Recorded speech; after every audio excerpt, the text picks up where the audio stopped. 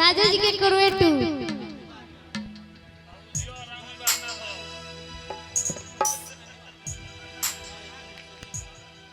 एगो औरत अपना पति के सुहाग रात के सेज पर बैठल बढ़िया कह तरीका रतिया पहिला का हो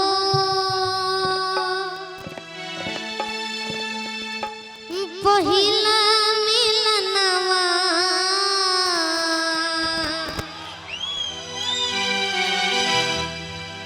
भाग से भेटैल बारे सजनी के सजनवा सैया संगे से जिया के सुखावा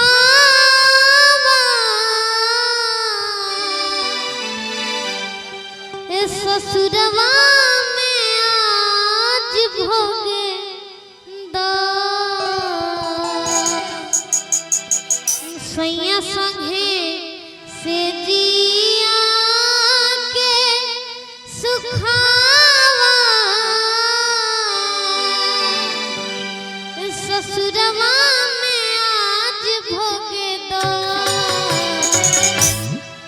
अब भाव में कह कैसे कि रम जी हो खे जानी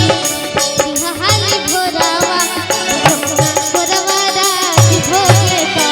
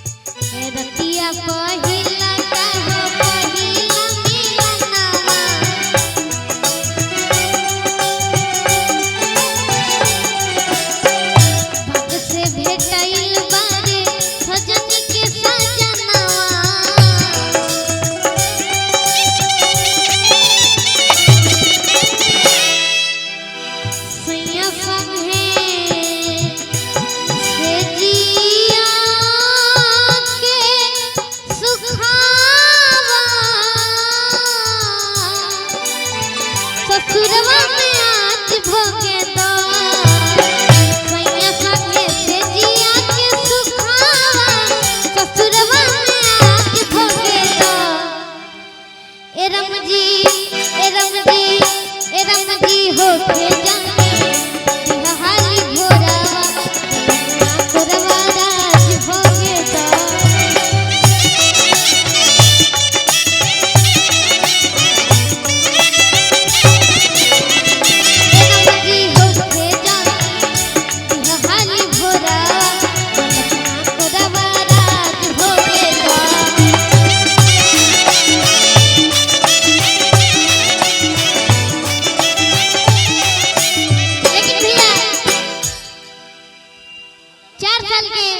बारिश में चलते रहे मीठा मीठा हम जन गोली भैया के गाना सुन ले रही भाव कैसे बा ओठवा के ललिया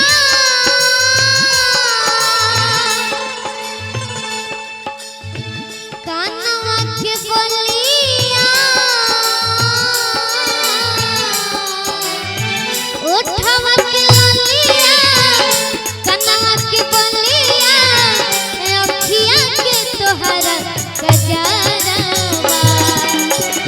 ओठवा के ललिया कनवा के बलिया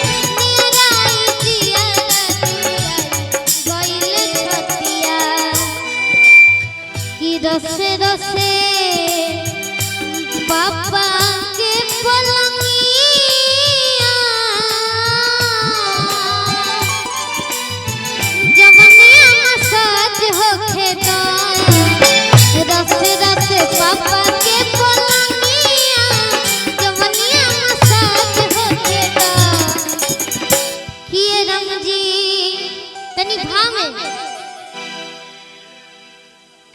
कि ए राम जी ए राम जी ए राम जी होके जानी बिहाली भोरावा भोरावा राज भोगे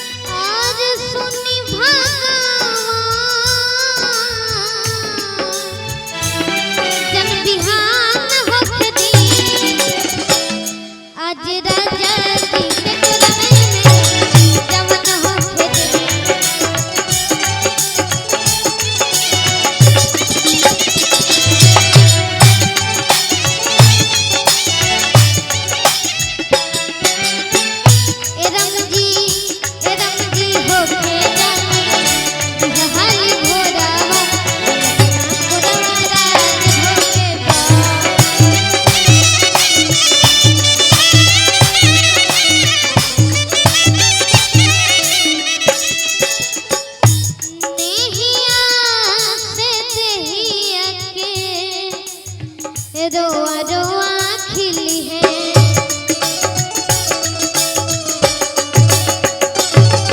नेहिया से तेहिया के रोआ रोआ खिली है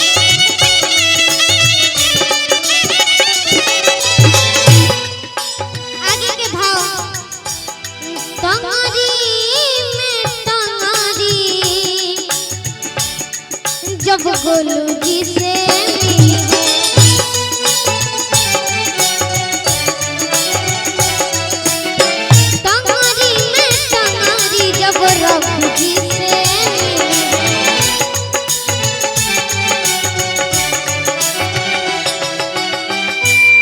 सोची सोची जख्मी